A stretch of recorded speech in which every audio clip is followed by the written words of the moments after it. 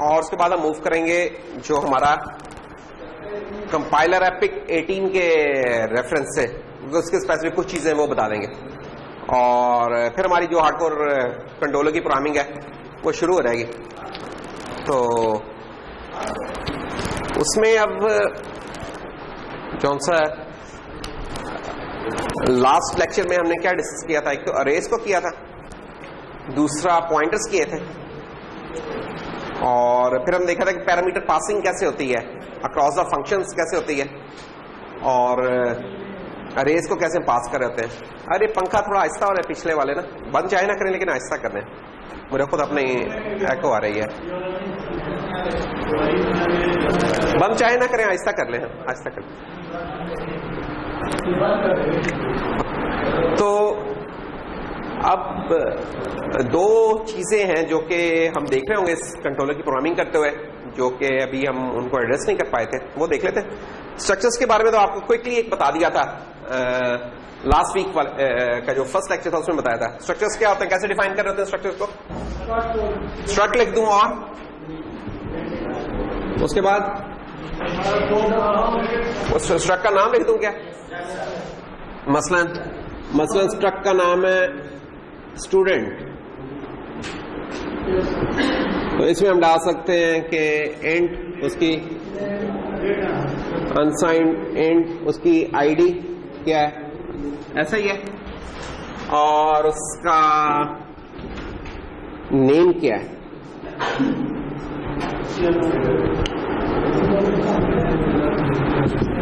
ये वाला काम अगर हमने एक स्ट्रक्चर डिफाइन कर लिया है तो स्ट्रक्चर क्या करता क्या है, सबसे इंपॉर्टेंट बात तो ये है उसकी कि स्ट्रक्चर आपको पैकेज कर रहा है, ठीक है, पैकेज कर रहा है एक से ज्यादा आपके कह सकते हैं कि जो इंफॉर्मेशन आइटम्स हैं उनको पैकेज कर रहा है। एक इसको व्यू करने का तरीका ये हो सकता है कि ऐसे स्टूडेंट से रिलेटेड जो जो चीजें थी, आईडी थी, नेम है, और भी चीजें डाल सकते हैं, एड्रेस उसका डाल सकते हैं, जीपीए डाल सकते हैं, इस तरह की चीजें उसने बंडल कर दी हैं एक सिंगल एंटिटी में जिसका नाम उसने रख दिया स्टूडेंट। अब वो स्टूडेंट कुछ इस तरह की मल्टीपल बेसिक टाइप्स या यूजर डिफाइंड टाइप से बना हुआ है। तो स्टूडेंट स्ट्रक्चर को हम ये भी कह सकते हैं कि structure is a way of defining your own data types.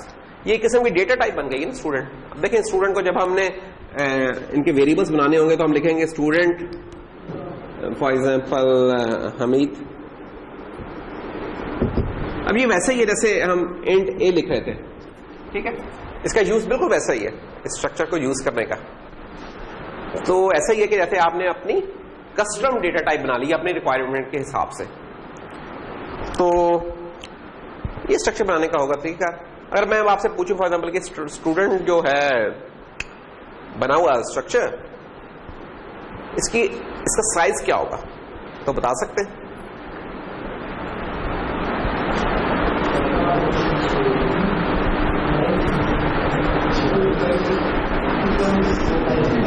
उसके जरूरी है कि आपको जो इंडिविजुअल एंटिटीज है इनका पता होना चाहिए। तो अगर हम विजुअल स्टूडियो के रेफरेंस से चलें, विजुअल स्टूडियो की 32 बिट एनवायरनमेंट का रेफरेंस है, तो हमें पता है इंट वहां 4 बाइट्स का होता है, कैरेक्टर हमारा 1 बाइट का होता है, तो 5 होगा साइज। ना करें यार पूरे स्ट्रक्चर का 5 तो इसका आंसर नहीं है। ये क्या चीज बनाई हुई है मैंने, कैरेक्टर नेम स्क्वायर ब्रैकेट 32 अरे बनी हुई है, तो अरे का भी तो यार साइज होगा। कितने आइटम्स है उसमें 32। अरे की टाइप क्या है कैरेक्टर, इसका मतलब 32 को बेसिकली मल्टीप्लाई करना जो उसका यूनिट डेटा है, तो ये बन गया 32। तो 32 ये है, 4 वो है, कितना बन गया। तो स्ट्रक्चर का साइज इस केस में एटलीस्ट 36 बाइट्स होगा। जोर इसमें किस बात पे हुआ, एटलीस्ट के ऊपर, यानी कि 1 2 3 4 कोई एक्स बाइट्स ऊपर हो सकता है किसी एक पर्टिकुलर वजह से, जिसे हम कहते हैं कि पैडिंग करना, बाउंड्री अलाइनमेंट के इंश्योर करने के लिए। वो चीज है जो हम बाद में देखेंगे अभी, लेकिन हम ये कहेंगे कि स्ट्रक्चर का साइज एटलीस्ट जो हमें नजर आ रहा उतना तो होगा। और अगर हम हम इसको फाइंड भी कर सकते हैं, जैसे हम साइज ऑफ की कमांड यूज की थी ना कि int b is equal to size of हमीद। तो इन टर्म्स ऑफ बाइट्स जो सा ना ये हमें बता देगा कि हमीद का साइज कितना है। यहां हम हमीद भी लिख सकते हैं और यहां हम स्टूडेंट इटसेल्फ भी लिख सकते हैं।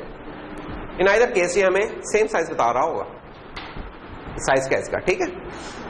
तो और ये जो साइज होगा इस तरीके से जो हमें साइज मिलेगा, और ये जो साइज मैंने कैलकुलेट किया है, तो ये जो b है, b can be greater than और इक्वल टू 36।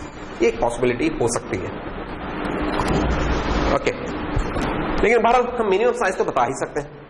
तो ये स्ट्रक्चर है हमारा। जब हम स्ट्रक्चर्स कर रहे होते हैं, पढ़ रहे होते हैं, तो साथ ही एक और चीज आती है, इसको हम चीज बोलते हैं यूनियन। एक यूनियन भी होती है चीज, इसको पता नहीं शायद आप लोगों ने कभी पढ़ा हो या ना पढ़ा। तो यूनियन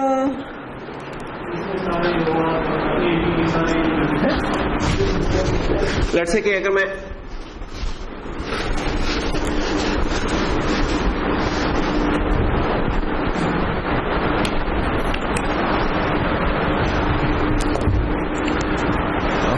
एक तो हमने जैसे स्ट्रक्चर बना लिया था ना कि स्ट्रक्ट, और क्या कर लें कि इसका नाम लेट्स से कह देते हैं कोई नाम स्ट्रक्चर का मैं देना चाह रहा हूं, लेंथ कह देते हैं इसको। तो इसमें एक चीज पड़ी हुई है हमारे पास फ्लोर एक्स, और एक चीज पड़ी है इसमें इंट वाई। अब मैं आपसे पूछूं कि यार इसका साइज कितना होगा, क्या होगा साइज उसामा इसका? 4 और 4 8 बाइट्स। वी स्टूडियो 32 बिट के हिसाब से देखें तो 8 बाइट्स, बिल्कुल सही। अच्छा, यही चीज अगर मैं यूनियन बनाऊं,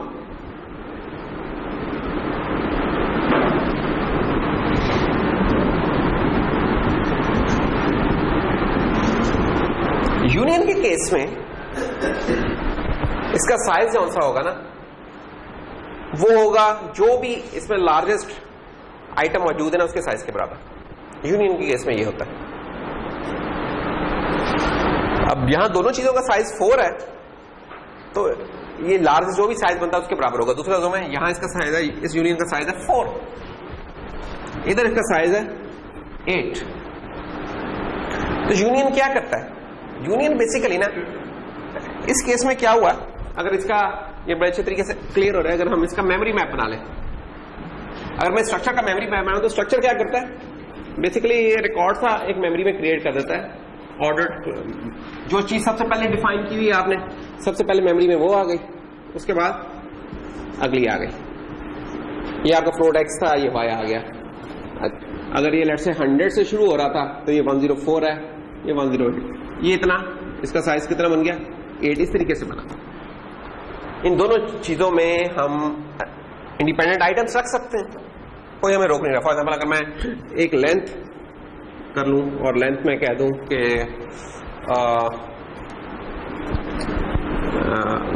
फॉर एग्जाम्पल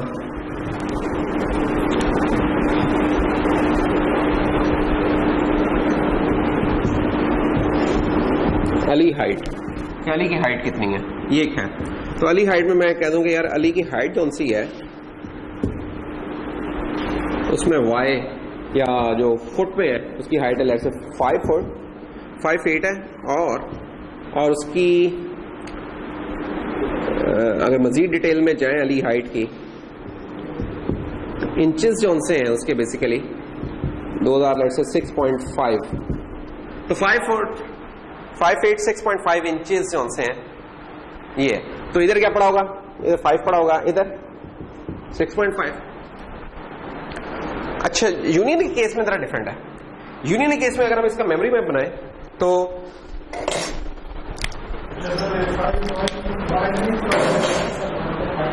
क्या 5 क्या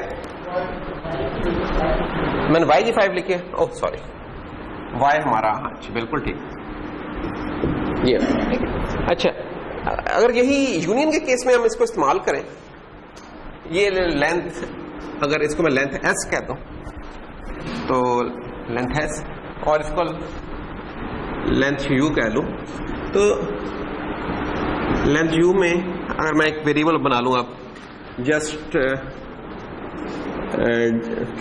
d के नाम से एक वेरिएबल बना रहा हूं या टेस्ट के नाम से एक वेरिएबल बना रहा हूं। अच्छा, इस केस में क्या होगा, इसका जो मेमोरी मैप बनेगा, लेट्स से अगर ये 200 से शुरू हो रहा है, वो 100 से शुरू होता है, लेट्स से 200 से शुरू हो रहा है, तो पहला आइटम क्या है इसका, x, ये x आ गया। जो y है ना, y भी इसका 200 से शुरू हो रहा है।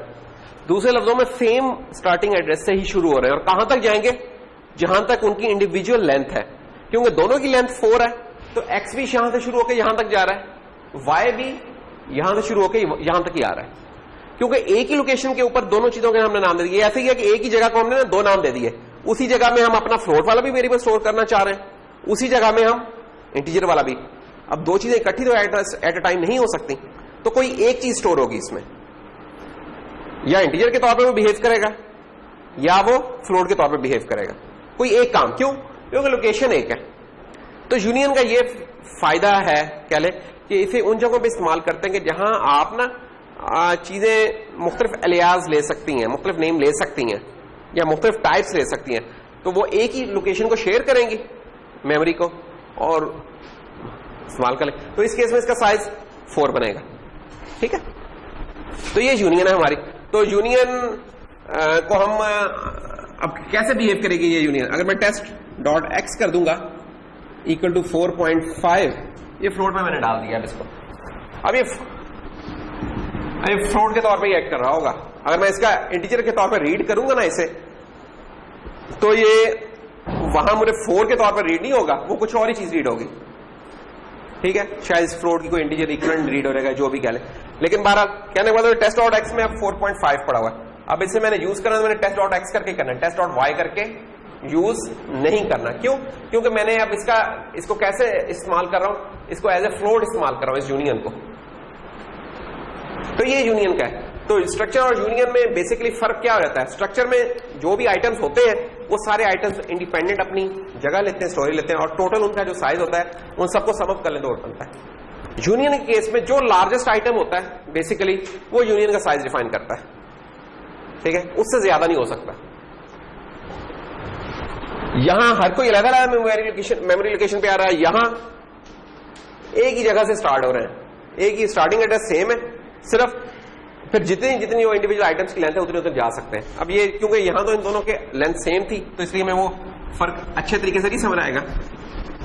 हम कुछ और बना लें, हम एक स्ट्रक्चर बना लें। जैसे एक स्ट्रक्ट एस है एक, जिसमें पड़ा हुआ है क्या, कैरेक्टर सी, शॉर्ट एस, लॉन्ग एल।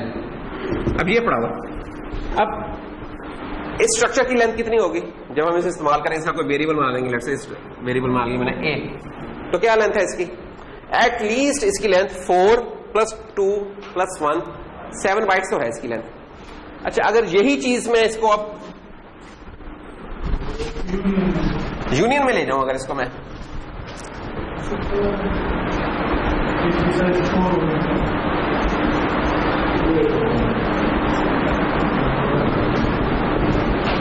तो अब क्या होगा, और इसका सॉरी मेमोरी मैप तो बनाया नहीं अभी, अगर हम इसका मेमोरी मैप भी बना लें,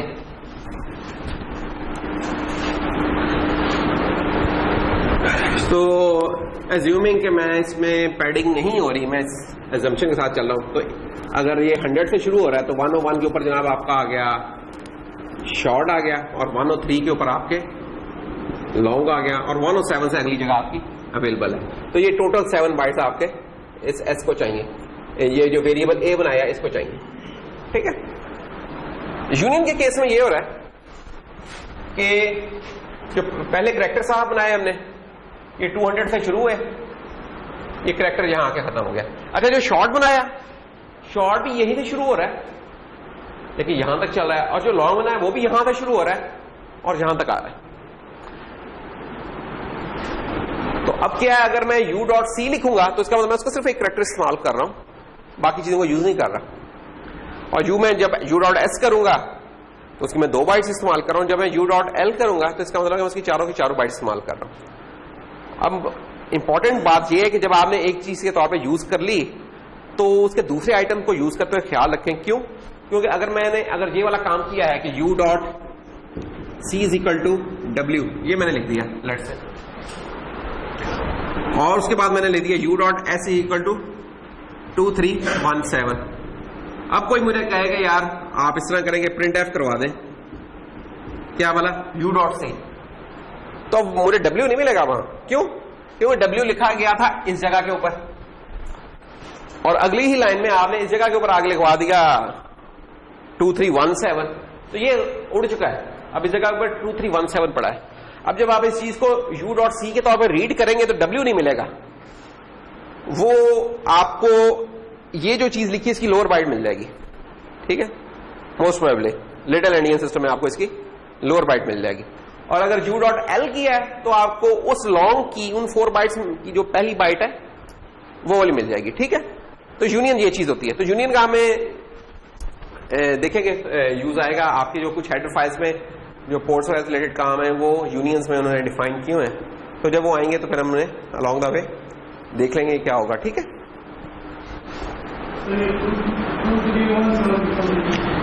2317 की समझ नहीं आई? इस तरीके से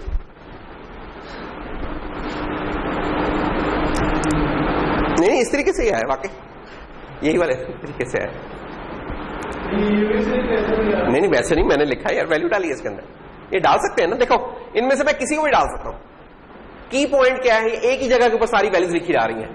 एक ही कुर्सी के मैंने 3 नाम रख दिए हैं। वो कुर्सी इस केस में 1 चेयर है, इसमें 2 चेयर्स हैं, इसमें 4 चेयर्स हैं, लेकिन उसकी वो वाली चेयर शामिल है, इसकी 2 चेयर्स शामिल है उसके अंदर, अलहदा से नहीं। स्ट्रक्चर में अलहदा अलहदा सारी चीजें आती थी, एक के बाद एक, एक के बाद एक। यूनियन में एक ही जगह के ऊपर सारों ने कब्जा कर लिया। इसका एक काम छोटा सा एग्जांपल्स की ये हो सकती है, फॉर एग्जांपल कि मैंने 2 बाइट्स हैं, उनको पैक करके शॉर्ट में लेके जाना है लेट्स से, ठीक है, या लॉन्ग में लेके जाना है। प्रॉब्लम सुन लें बात, ये देखिए हमारे पास एक यूनियन है और इसका नाम है पैकर। ये यूनियन साहिबा क्या कर रही है ना, आपके इसके अंदर ये शॉर्ट पड़ा है एस, और इसके अंदर करैक्टर भी पड़ा है, करैक्टर अरे पड़ी है इनफैक्ट। अब आप गौर करें, दोनों की साइज सेम होगा, ये भी 2 बाइट्स का, ये भी 2 बाइट्स का, ऐसा ही है। तो इस यूनियन का साइज कितना हो सकता है? 2। अच्छा, अब ऐसा है कि मैं चाहता हूं कि मेरे पास डेटा था तो अलग अलग बाइट्स में, ठीक है। एक मेरे पास बाइट पड़ी हुई है, करैक्टर C1 में पड़ी है, कौन सी बाइट पड़ी है? लेट्स से जहां पड़ा हुआ 0x12, और करैक्टर C2 में पड़ी हुई है मेरे पास बाइट क्या? 0x37 हेक्साडेसिमल में मैंने वैल्यू लिख दी है। अब गोल क्या है मेरा? गोल ये है, मैं चाहता हूं कि इनको पैक करके एक शॉर्ट में डाल दूं।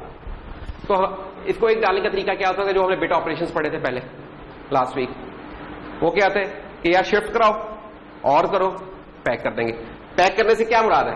हम चाहते हैं कि ये दोनों चीजें पैक हो रहे हैं, C1 और C2, और C1 और C2 पैक होकर ऐसा होकर लोअर बाइट में C1 आ रहा है, अपर बाइट में C2 आ रहा है। यानी कि एक शॉर्ट होना चाहिए हमारे पास, और उस शॉर्ट पे 3712 पड़ा हो, ये हम चाहते हैं करना। अब इसको करने का तरीका क्या हो सकता है? एक तो वो बिट वाइज ऑपरेशन थे, उनमें कैसे हमने ये वाला काम किया था? उनमें हमने ये किया था कि एक शॉर्ट ले लिया, शॉर्ट लेट्स से S1, उसमें हमने क्या किया कि C2 वाली जो बाइट है, एक बाइट है ना, C2 को हमने लेफ्ट शिफ्ट किया। कितना लेफ्ट शिफ्ट करें पैक करने के लिए? ऐसे ये देखें, ये लोकेशन क्या बन रही है? 0 1 अप टिल 8, और 8 से लेकर ये कहां तक जा रहा है? 15 तक जा रहा है।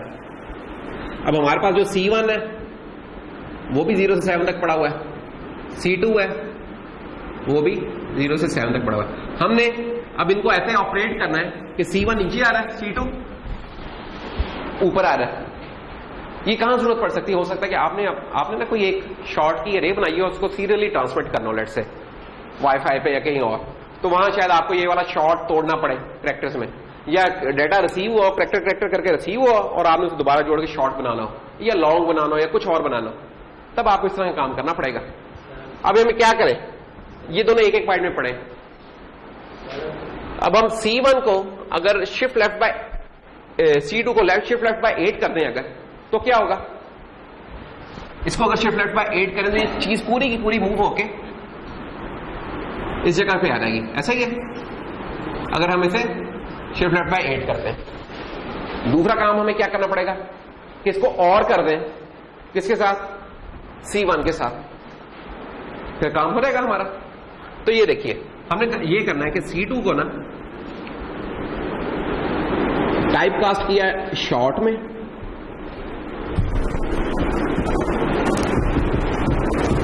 और इसको ये काम करने के बाद हमने ये किया कि शिफ्ट लेफ्ट बाय 8 किया, यही वाला, और उसके बाद और कर देना, और किसके साथ कर दिया, C1 के साथ। That's all. जब ये वाला आप काम करेंगे तो आपका C1 और C2 पैक हो जाएंगे। ठीक है, यहां तक तो कोई इशू नहीं है, क्या ख्याल है?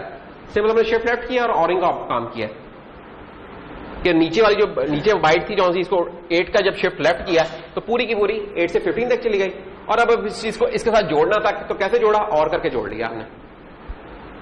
ख्याल ये रखा कि हमने इसको टाइप कास्ट शॉर्ट में कर लिया ताकि हमारा जो रिजल्ट है अल्टीमेटली शॉर्ट में ही लेके जा रहे हैं तो उसमें रहे।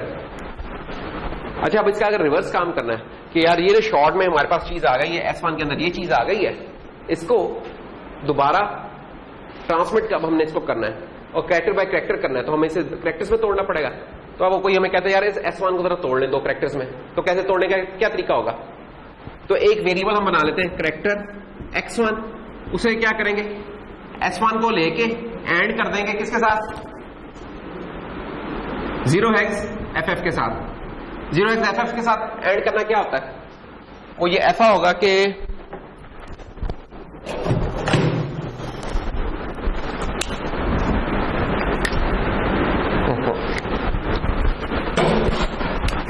FF का मतलब है कि ये F यहां आ गया, ये F यहां आ गया। F का क्या मतलब है, ऑल वंस। तो जब कोई चीज 1 के साथ एंड होती है बिट वाइज, तो वही चीज हम दोबारा एक्सट्रैक्ट कर लेते हैं। और ऊपर क्या पड़ा होगा, 0 0। तो इसका मतलब क्या हुआ कि ऊपर वाली चीज 0 हो गई और ये वाली चीज इसके FF के साथ एंड हुई, तो ये चीज इसकी कॉपी हमें मिल गई। तो हमें मिलेगा क्या इस जगह के ऊपर, जब ये वाला काम करेंगे तो X1 के अंदर हमें मिल जाएगा क्या वाला, 1 2 मिल जाएगा। और X2 में अगर हमने ऊपर वाली बाइट लेनी है तो उसका क्या तरीका होगा, यहां हमने शिफ्ट लेफ्ट किया था, वहां क्या करेंगे, S1 को शिफ्ट राइट किया 8 से और एंड कर लें अगर इसको 0xFF से, तो हमें X2 में क्या मिल जाएगा, 3 7 मिल जाएगा। तो ये कुछ ऑपरेशन हमें करने पड़ रहे हैं, ये हमने बिट ऑपरेशन से किए थे। अब यही वाला काम यूनियन से कैसे कर सकते हैं, ये देखिए। यूनियन में हम ये करेंगे कि अगर मैंने लेट्स से शॉर्ट को मैंने 2 कैरेक्टर्स में तोड़ना है, तो मैं क्या करूंगा, वो यूनियन जो सी है हमारी पैकर वाली, पैकर का मैंने एक वेरिएबल बना लिया P में मैंने क्या लिखा, P dot S equal to 0x3712, ये लिख दिया। ये जैसे हमने यहां लिखा था S के अंदर, वो मैंने मिटा दिया। अब इसके मैंने अगर 2 कैरेक्टर्स में तोड़ना है तो सिंपली मुझे क्या करना पड़ेगा, मुझे अगर मैं P डॉट C0 कर दूंगा तो C0 में मेरे पास क्या पड़ा होगा, 1 2 पड़ा होगा, और P डॉट C1 कर दूंगा तो C1 में क्या पड़ा होगा, 3 7। क्यों ये पड़ा होगा, असल ये बात है, उसकी वजह ये है कि ये आप इसका अगर मेमोरी मैप बनाए, ठीक है, तो इसी जगह को हम SP कह रहे हैं और इसी जगह को हम कैरेक्टर रे भी कह रहे हैं। कैरेक्टर रे क्या क्या नाम था हमारा, ये C ऑफ 0 है और ये चीज C ऑफ 1। जब हमने शॉर्ट S लिखा, 3 7 1 2 लिखा, तो उसकी lower byte by the virtue of little endian, lower byte उसकी इधर आ गई, अपर बाइट उसकी यहां आ गई। एक बाइट में तो एक ही बाइट जानी है।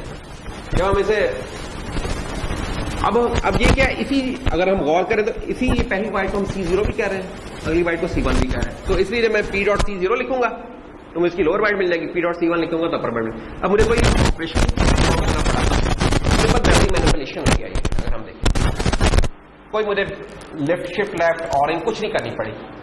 अच्छा, इसी का मैं उल्टा ऑपरेशन भी परफॉर्म कर सकता हूं, वो ये कि मैं कहता हूं कि यार बजाय ये वाला काम करने के अब हम उल्टा काम करें कि p.c0 इसमें डाल दो, क्या 0 हेक्स, ये हेक्सा में 1 2, अब p.c1 में डाल दें आप 0 हेक्स 3 7। और अब हम इसको एज ए शॉर्ट रीड करना चाहते हैं तो क्या करें, सिंपली p.s कर दें। अब p.s करेंगे तो क्या होगी, ये पूरी की पूरी चीज 3 7 1 2 के तौर पे रीड हो जाएगी। अब ये देखें बड़ी एक एलिगेंट स्कीम है कि आपको ना ये इधर जो कुछ ऑपरेशंस करने पड़े थे उन तो जान छोड़ गई। अच्छा, ये तो अभी शॉर्ट में किया ना कन्वर्ट, अगर हमने इसे लॉन्ग में करना होता, 4 में करना होता, तब भी ये उतना ही आसान होना था कि आपने 4 बाइट्स फिल करनी थी, उसे रीड करना था एज ए लॉन्ग। इधर ये वाला काम करना था तो आपको 3 दफा शिफ्ट लेफ्ट करने पड़ने थे पैक करने के लिए बाइट्स को, और अगर एक्सट्रैक्ट करना तो 3 दफा शिफ्ट राइट करने पड़ने थे और 4 दफा एंड करने पड़ने थे। तो ये एक बड़ी एलिगेंट स्कीम है, यूनियंस हमें देती। नुकसान तो है, हमें नजर आता है कि यार सेम जगह शेयर हो रही है, तो हम उस जगह इस्तेमाल ना करें जहां हम अलग-अलग चाहते हैं। हम इसे कहां इस्तेमाल करें, जहां हमने कुछ इस तरह की कन्वर्जेंस करनी है, डेटा को मुख्तलिफ बाउंड्रीज के ऊपर जब हमने रीड करना है वहां हम यूनियंस इस्तेमाल करें। ये सबसे बड़ा इनका फायदा है। आप लोग कंट्रोलर में इन्हें कहां इस्तेमाल करेंगे, आपने सेंसर से डेटा लिया, सेंसर से जो डेटा लिया एडीसी से फॉर एग्जांपल, वो 2 बाइट्स में आता था। अच्छा, अब आप उसे सेंड करना चाहते हैं सीरियल इंटरफेस के ऊपर। सीरियल इंटरफेस क्या कर रहा है, वो बाइट बाय बाइट भेजता है। तो आप क्या करेंगे, यार पहले इस शॉर्ट को जो 2 बाइट्स है इसको पहले एक बाइट में कन्वर्ट करें। तो बोला कन्वर्जन का काम आप क्या कर लिया, यूनियन बना के कर लिया कीजिएगा, बजाय कि वो शिफ्टिंग से करें यूनियन से कर लें, ज्यादा मौजूद रहेगा ये वाला काम। ठीक है, तो ये था यूनियन का रोल। स्ट्रक्चर्स में कोई पूछ ले ये बात का इंटरव्यू क्वेश्चन होता है, यार स्ट्रक्चर और यूनियन में क्या फर्क होता है, तो स्ट्रक्चर में कहते हैं कि यार वन आफ्टर अनदर जो भी एंट्री होती है वन आफ्टर अनदर होती है, एक के बाद एक, एक के बाद एक, एक के बाद एक। यूनियन में at the same place same starting address होता है सबका, उनकी लेंथ वेरी करी होती है जो उनका साइज होता है, बस दैट्स ऑल। तो ये हमारा यूनियन का। यहां तक कोई क्वेश्चन है तो बता दें, नहीं है तो फिर अगले आइटम कर लेते हैं, वो भी स्ट्रक्चर से रिलेटेड है।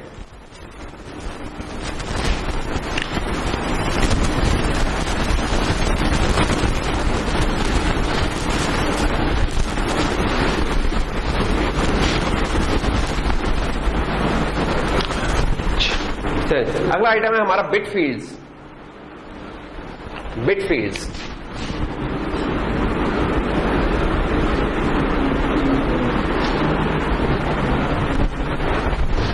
बिट फील्ड क्या होता है, बिट फील्ड बेसिकली आपको बिट वाइज एक्सेस देते हैं, बिट वाइज एक्सेस देते हैं। मैंने आपको बताया था कि हमारा जो स्टैंडर्ड सी है उसके अंदर जो मिनिमम एड्रेसेबल यूनिट है वो एक बाइट है, बाइट से नीचे हम नहीं जा सकते। हम ये नहीं कह सकते एक बिट उठा के लिया और एक बिट उठा के सेव कर दो, ऐसा नहीं है। किसके अंदर जो स्टैंडर्ड सी है, जो कि आप विजुअल स्टूडियो वगैरह के अंदर इस्तेमाल करें, पिक वाली सी की बात नहीं कर रहा मैं, विजुअल स्टूडियो की बात कर। अच्छा, उधर अगर हमें कोई यूज होता है इस तरह का पड़ता है कि यार हमने बिट्स लेवल के ऊपर एक्सेस करनी है, तो एक तो तरीका उसका करने का क्या हो सकता है, जो आपको बिटवाइज ऑपरेशंस बताए हुए हैं कि मास्किंग करें, सेटिंग करें, क्लियरिंग करें, इंसर्शन करें, ऑरिंग करें। इस तरीके से आप बिट्स को निकाल भी सकते हैं और डाल भी सकते हैं। कुछ और तरीका क्या हो सकता है इसका करने का, दूसरा तरीका इसका ये हो सकता है कि हम बिट फील्ड्स डालें। और बिट फील्ड कैसे बनेंगे, using structure. Struct let's say bit field, जैसे स्ट्रक्चर बनता है वैसे ये भी बनता है। ठीक है, बिल्कुल वही है तरीके का, सिर्फ अंदर फर्क है। अंदर क्या फर्क है, आप लिखेंगे unsigned int let's say B0:1 colon है, ये गौर करने की बात है, कॉलन है। Unsigned int B1:1 unsigned int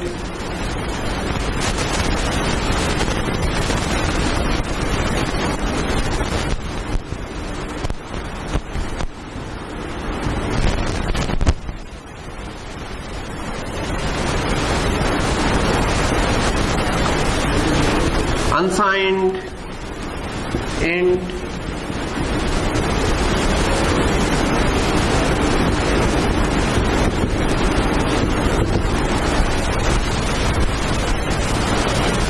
अब ये क्या हो रहा है, ये बेसिकली एक 4 बाइट इंटीजर के अंदर उनकी बिट पोजीशंस को हमने नाम दे दिए हैं। एक 4 बाइट इंटीजर के अंदर उसकी जो डिफरेंट बिट पोजीशंस हैं उसको हमने नाम दिए हैं। कैसे? ये देखिए, अब ये हमारा अगर इंटीजर आएगा जो 0 से शुरू हो रहा है, मेन स्टूडियो के अंदर हमें पता है कि हमारा इंटीजर कितना है, 4 बाइट का, तो 0 से शुरू होकर 31 तक पहुंच रहा है। तो हमने क्या किया, हमने जो सबसे पहला आइटम लिखा है वो सबसे शुरू में आ रहेगा, राइट मोस्ट पे आएगा। एज पर लिटिल एंडियन वो राइट मोस्ट बिट होगी हमारी। उसके बाद उससे आगे तो B0 हमारी कहां पे आ रही है बिट, इस बिट को हमने नाम दे दिया B0 का। उसके बाद B1 आ गई, क्योंकि ये इसके बाद में आई है तो ये उससे अगली होगी, ये B1 है। फिर ये जरूरी नहीं कि हमें एक एक बिट की बनाए, ये मल्टीपल बिट्स की भी हो सकते हैं। मतलब 6 बिट्स की हमने बना ली है।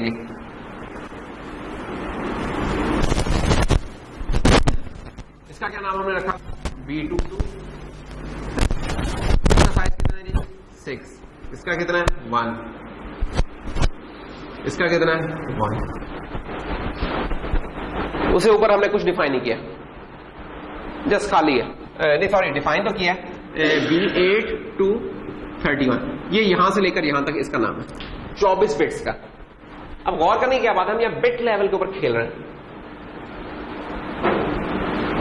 अब मैंने कोई चीज इसमें सेट करनी है तो सिंपल उसका नाम देना है, ठीक है। तो हम कहेंगे फॉर एग्जाम्पल हम एक इसका वेरिएबल बना देंगे BF midfield X let's say. तो अगर मैं लिखूं X dot B not equal to 1 तो क्या होगा, मेरी ये वाली बिट सेट हो जाएगी, बाकी को कुछ नहीं होगा, सिर्फ ये वाली बिट सेट हो जाएगी।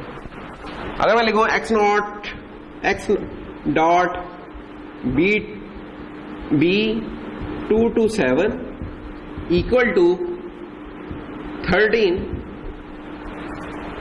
मुझे हेक्साडेसिमल में लिखूं तो जरा मेरे लिए सहूलत रहेगी।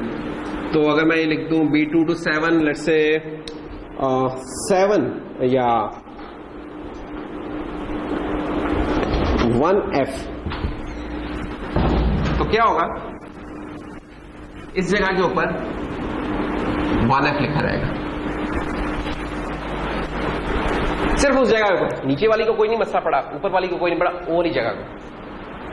तो बिट फील्ड हमें क्या देती है, बिट स्टाइल एक्सेस देती है हमें, कि हमें एक इंटीजर के अंदर अगर हमें बिट पोजीशन के हिसाब से बिट्स को एक्सेस करना है तो हम उन बिट्स को नाम दे देते हैं। और ये कैसे पॉसिबल होता है, स्ट्रक्चर के अंदर है तो ये पॉसिबल होता है। और तरीकेकार क्या होगा, स्ट्रक्ट लिखा, उसके बाद कॉलन करके, ये कॉलन जो लिख के आगे बताया ना, ये हम बता रहे कि कितनी बिट्स रखो इस B0 के लिए, कितनी बिट्स रखो इस B1 के लिए, कितनी बिट्स रखो इस B2 to 7 के लिए, कितनी बिट्स रखो B8 to 31 के लिए। अच्छा गौर करें एक चीज के, मैं 31 से ऊपर नहीं गया, क्यों कि हमारी ये जो चीजें डिफाइन होंगी ये 4 बाइट्स के अंदर डिफाइन होंगी, उसके बियॉन्ड नहीं जा रही होंगी, ठीक है। 4 बाइट की बाउंड्री के अंदर हम प्ले कर रहे होंगे, उसके बाहर नहीं कर रहे होंगे, हम विजुअल स्टूडियो के अंदर खेल रहे हैं। तो ये एक और तरीका है बिट्स को एक्सेस करने का, बड़ा एलिगेंट सा ये वे है कि आप उनके नाम दे रहे हैं। अब आपको यहां कोई एंडिंग नहीं करनी पड़ रही, ऑरिंग नहीं करनी पड़ी, जस्ट आपने उसका नाम लिखा, वैल्यू लिख दी, नेचुरल वे एक जो आप यूज करना चाहें वो कर रहे हैं, ये इसका इस्तेमाल। और ये बनता कैसे, स्ट्रक्चर के थ्रू बनता है। तो ये बिट फील्ड ना काफी यूज हो रही है, आपके जो कंट्रोलर का कोड होगा उसमें जो भी पोर्ट्स के नाम होंगे ना, हम देखेंगे कि वहां आईओ पोर्ट्स होंगी, पोर्ट ए पोर्ट बी, ये हमारे अगले लेक्चर से शुरू हो जाएंगी पोर्ट्स की कहानी, ये शायद आज से शुरू करते हैं। तो उसके अंदर हम देखेंगे जो उनकी पिनों के नाम होंगे ना वो सारे बिट फील्ड से बने हुए हैं। ये पिन 0 तो उन्होंने नाम दे दिया है, पिन 1 को दे दिया नाम, सबको नाम दिया है। फायदा उसका क्या होता है कि आपको एंडिंग ऑरिंग नहीं करनी पड़ती बार बार, आप जस्ट उनका नाम लिखते हैं, वैल्यू डालते हैं, अल्लाह खैर सब। अच्छा जी, बिट फील्ड कहां ज्यादा यूजफुल होती हैं? अगर आपने सिंगल बिट काम करने तो ये बड़ा एफिशिएंट तरीका होता है। अगर मल्टीपल बिट काम करने हो ना, इस तरह के 6 बिट्स का, ये इतना एफिशिएंट नहीं होता वैसे बाय द वे। आपको तो नहीं नजर आता है, पीछे उसकी वार्ड लग जाती होती है कंपाइलर की, ठीक है। तो लेकिन एक बिट के लिए ठीक होता है। लेकिन बहरहाल अगर आपके लिए टाइमिंग कोई तरह इशू नहीं है, इंप्लीमेंटेशन एक इशू है, फिर आप इस तरीके से करें।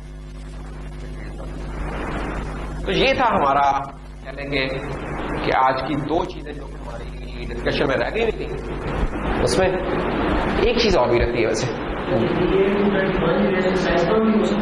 जो मर्जी, ये आपके कंट्रोल में। बताने का मकसद ये कि अगर मैं कम कर लूं, इसका साइज 10 कर लूं, बाकी की बिट्स अनयूज्ड है पड़ी हुई, वो तो रहनी है उधर, सिर्फ उनका नाम अब आपने कोई नहीं दिया, अनयूज्ड है। तो हम इसका साइज 2 मिनिमम 1 रखेंगे, मैक्सिमम उतना रखेंगे जितनी बच गई हैं पास बिट्स, उतना रखेंगे, वो आपके पास है।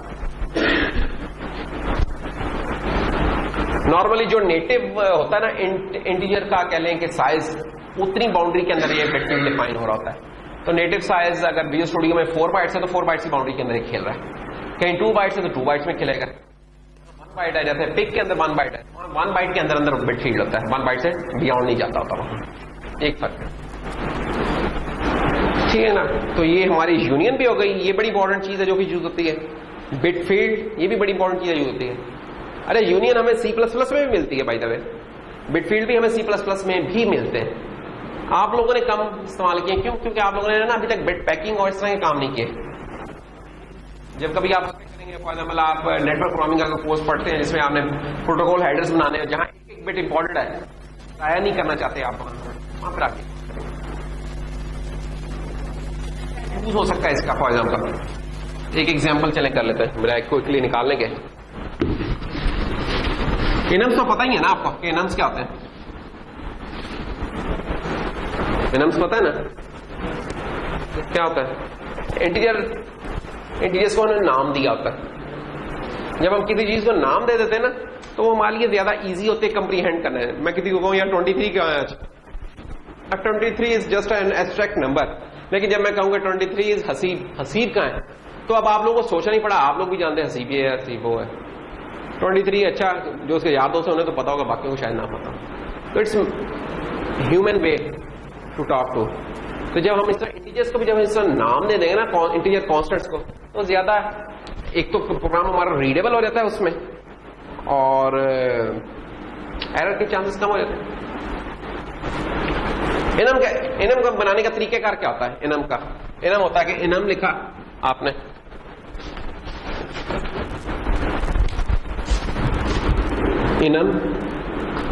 इनम में क्या रखते हैं हम? Let's say directions. मैं इसको डायरेक्शंस कह देता हूं।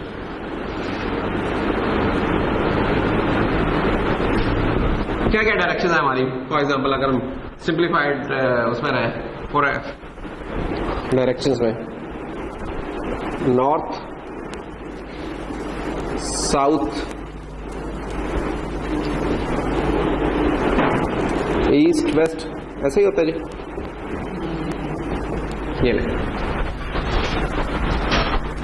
ये इनम्स बना दिए हमने।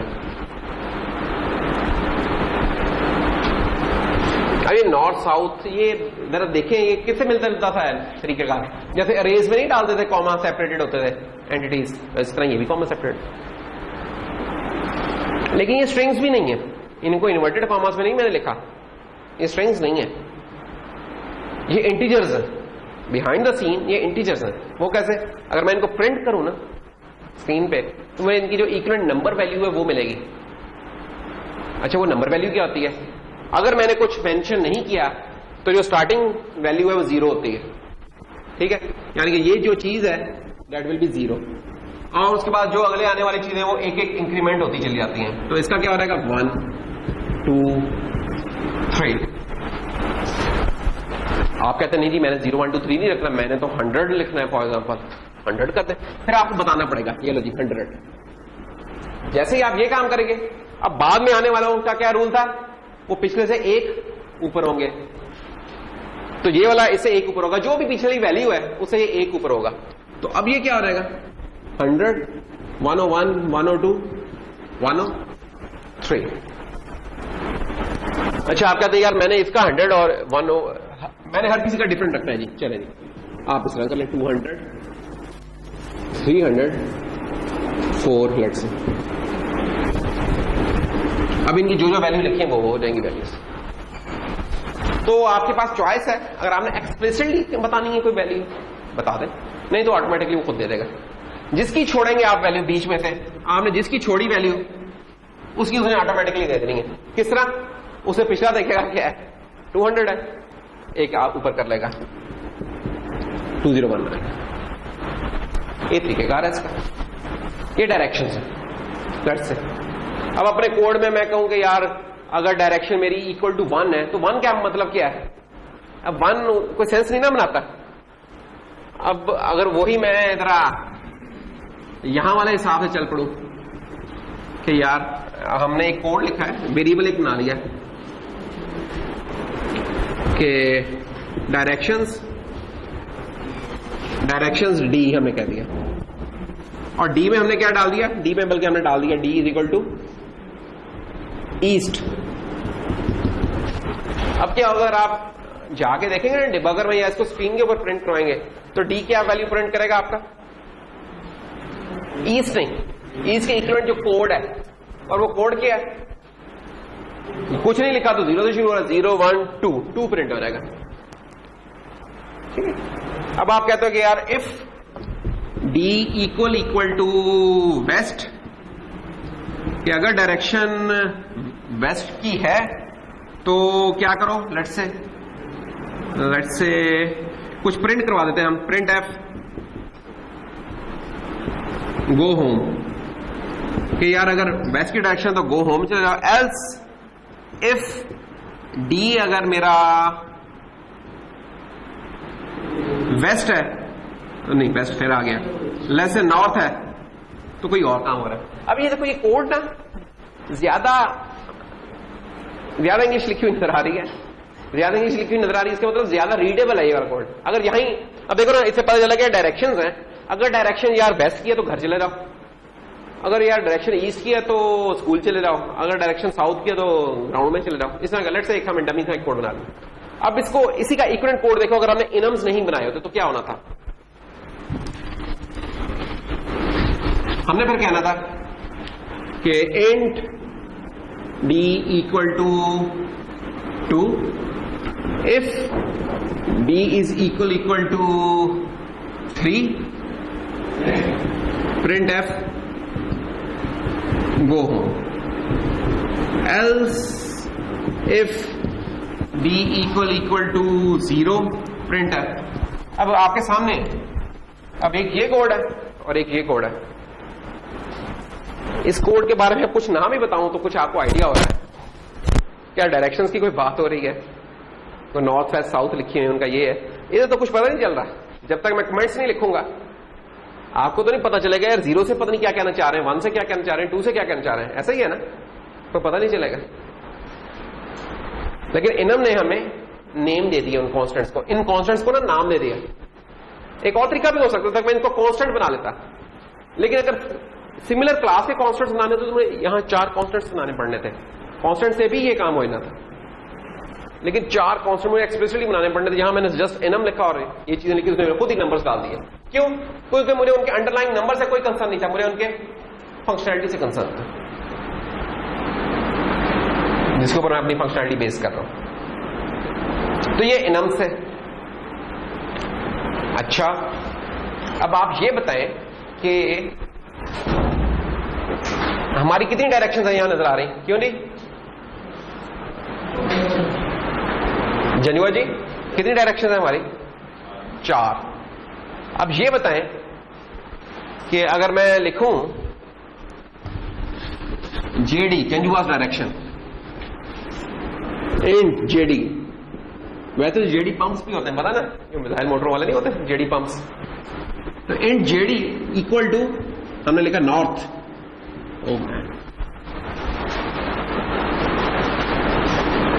अब ये वैल्यूज कितनी हो सकती हैं?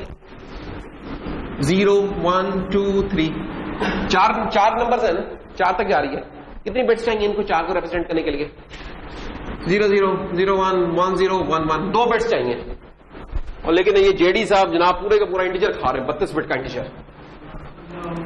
अल्लाह, खैर हम क्या, ये तो जेडी थे, और अगर एडी साहब आ रहे हैं अफजल डायरेक्शन, एडी साहब हमेशा उल्टा काम करते हैं जो जेडी करते हैं। ठीक है, अब इन्होंने लहदा 4 बाइट्स खा ली, हम एक और काम कर सकते हैं, हम एक बिट फील्ड बना सकते हैं इस काम के लिए। ठीक है, जिसमें हम एडी जेडी क्या, हम बहुत कुछ डाल सकते हैं, बीडी भी डाल सकते हैं, वापस डायरेक्शन भी बता सकते हैं, जीडी भी बता सकते हैं, जीशांस डायरेक्शन। ठीक है, एचडी हाई डेफिनेशन नहीं, हम इस डायरेक्शन ना, डीडी नहीं, अभी हम सिर्फ 2 पे चल रहे हैं। तो खैर होगा क्या, हम एक बिट फील्ड ना बना लें इस काम के लिए, तो जी बिट फील्ड बनता है। ये ले जी स्ट्रक्ट, और स्ट्रक्ट में क्या होगा, डायरेक्शंस, या हम कहते हैं bit field BFD, bit field direction. Let's say कुछ नाम रखना था, रख लिया हमने इसका नाम, तो इसमें हम क्या कह देंगे, अनसाइंड एंड पर्सन 1 कह देता हूं ना इसको, क्या ख्याल, ये जेडी कहना, चलो जेडी कह देते हैं, मैं तो जेडी की तो चलो एग्जांपल दे रहे हैं ना अभी, तो जेडी कॉलन 2, फिर यही अनसाइंड एंड एडी कॉलन 2, और जो जो लोग हैं लाइन बना के खड़े हो रहे हैं, बीडी एचडी एनडी, एनडी कहां गया हमारा दोस्त, अभी फिर हम बनाते रहे, एक देखिए 5 बंदों को हम डाल, जगह इन्होंने अभी तक कितनी खाई है,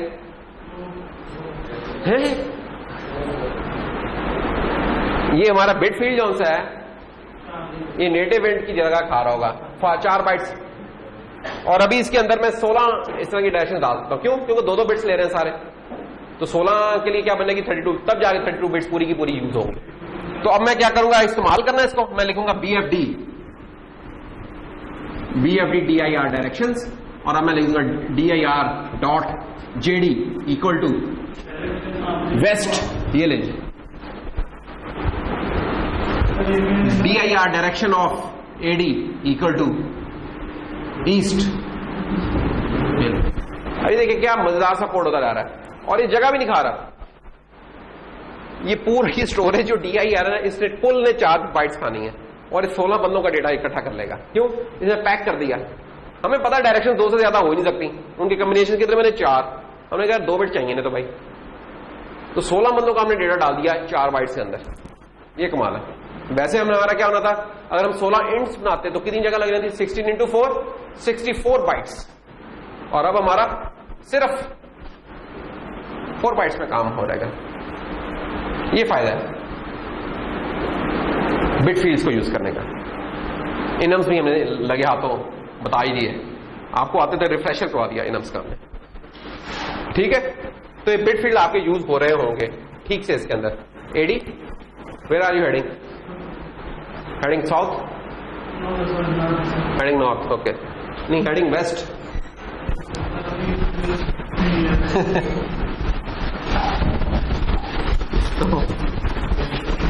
और आखिरी एक चीज रह गई थी उसामा, यूडी किधर?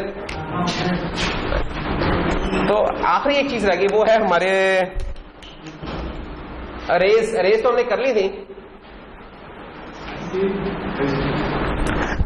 अरेज तो हमने कर ली थी, एक अरे रह गई थी इस तरह खास किस्म की, जिसको हम कहते हैं कैरेक्टर अरे।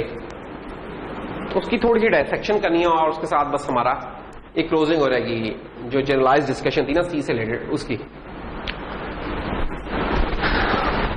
अरेज के बारे में हमने क्या पढ़ा था, जैसे अगर हमें शॉर्ट टाइप की अरे बनानी है, शॉर्ट सार 4, इसका क्या मतलब है, 4 एलिमेंट्स की अरे बन गई। पढ़ा क्या हुआ उसके अंदर,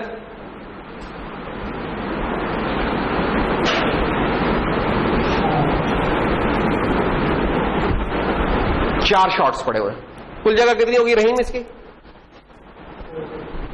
4 एलिमेंट्स हैं और हर एलिमेंट का साइज कितना है? 2 बाइट्स। 4 into 2 8 bytes.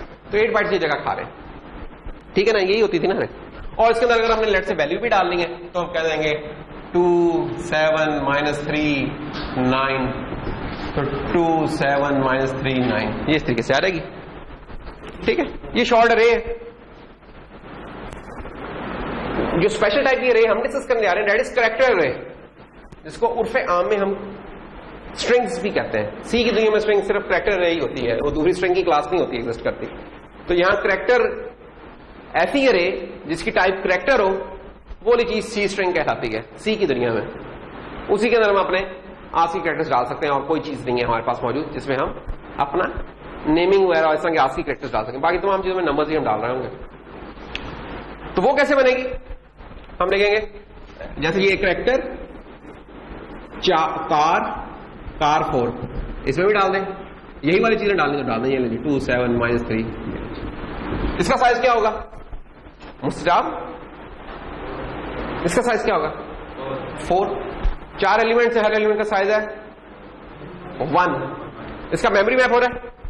इसका मेमोरी मैप, पूरा मेमोरी मैप कैसे बनता था? 0 2 4 6, ये इसका मेमोरी मैप हमने बना दिया। मेमोरी मैप क्या होगा? एड्रेस शो कर दें, उसमें जो वैल्यू फिल इन होती है वो शो कर दें। कार का क्या होगा मेमोरी मैप? कार का मेमोरी मैप है, लेट्स से अगर मैं लेफ्ट टू राइट बना लूं,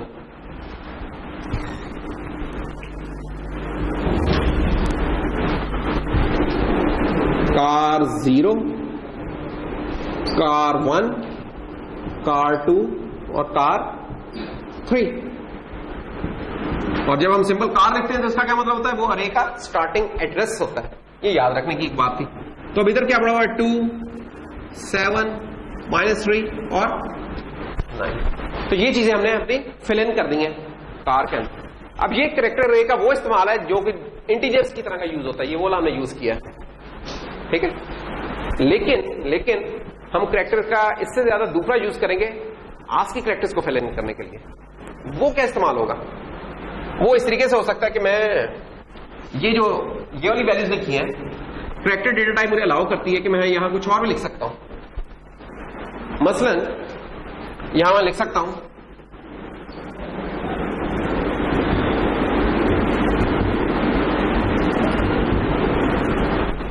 7, ये चीज मैं लिख सकता हूं कैरेक्टर के अंदर आस्की इनपुट जा सकती है। तो अब होगा क्या? अब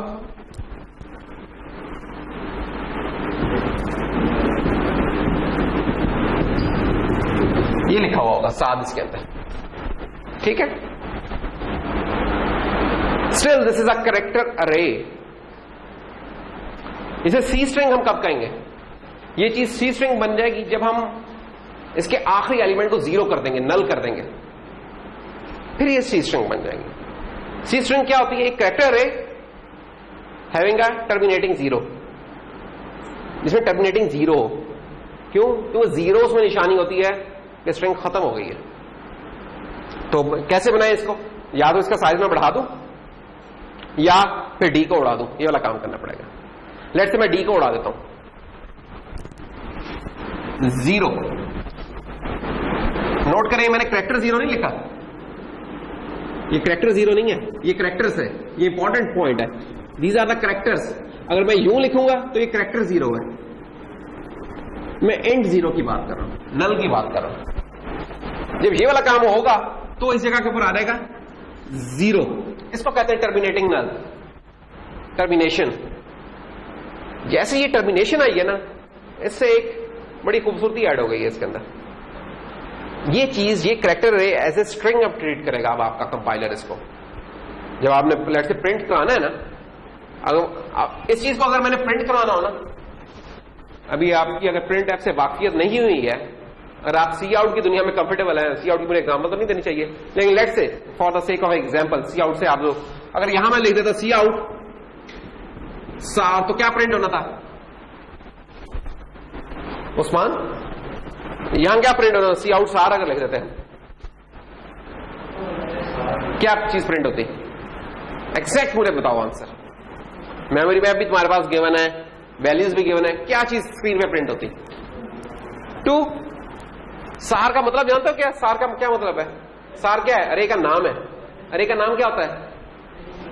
एड्रेस। तो इसका एड्रेस प्रिंट होगा। जब सिंपल सार लिखा होगा तो फिर उसका एड्रेस प्रिंट होगा। ये एड्रेस है। पहला अगर प्रिंट करना चाहते हो तो लिखो, फिर लिखो, या स्टार और सार लिखो, यानी या इस तरीके से लिख लो या फिर स्टार सार लिखो कि कंटेंट्स ऑफ सार, जिसको सार पॉइंट करना है। हमने ये दोनों चीजें नहीं की, सिंपल हमने सार लिखा तो अब क्या होगा? एड्रेस प्रिंट होगा। और एड्रेस क्या हमने यहां डिफाइन किया हुआ इसका? 0, तो 0 प्रिंट हो जाएगा। अच्छा, लेकिन इस केस में जब मैं लिखूंगा सी आउट कार, अब इंटरेस्टिंग एक चीज हैपन होगी। अब इसका अगर लेट्स से स्टार्टिंग एड्रेस 100 था तो 100 नहीं प्रिंट हो रहा स्क्रीन के ऊपर। इसको स्पेशल केस के तौर पर ट्रीट करता है। जो करेक्टर अरेज होती है उनको स्पेशल ट्रीट करता है। जितनी भी करेक्टर अरेज होंगी, चाहे आपने टर्मिनेटिंग 0 डाला या नहीं डाला, अब जब आप कार लिखेंगे तो ये प्रिंट करता रहेगा जब तक कि उसे नल नहीं मिल जाता, तब तक इसे प्रिंट करते रहना है। तो स्क्रीन पे यहां क्या प्रिंट हो रहेगा? ये एक मजे की बात होती है, जो एक फर्क है करेक्टर अरे का और शॉर्ट अरे का।